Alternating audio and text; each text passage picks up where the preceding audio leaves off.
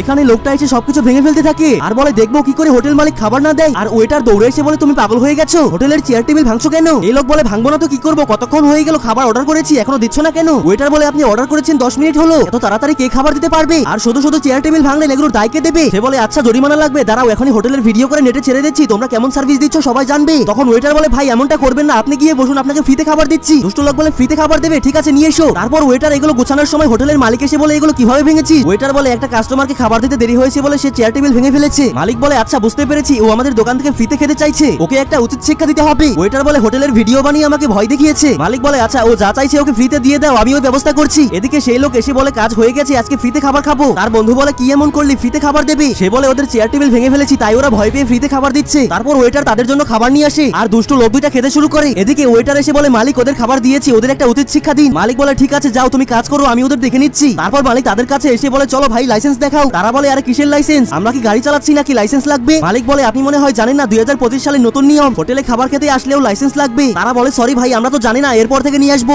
মালিক বলে বুঝেছি লাইসেন্স নেই, আরে ওদের নামে 20,000 টাকা জরিমানা লাগা। এটা শুনে লোক দুইটা ভয় পেয়ে যায়, এই নাও তাড়াতাড়ি 20,000 টাকা জরিমানা দাও। এই লোক বলে 20,000 টাকা, আমাদের কাছে তো 1 টাকাও নেই, আর সেই জন্য তো ফ্রিতে খেতে এসেছি। মালিক বলে ওরা টাকাও দিতে পারবে না, ওদের কাছে যা যা আছে সব নিয়ে নাও। তারপর তাদের কাছে থেকে সব মোবাইল নিয়ে যায়।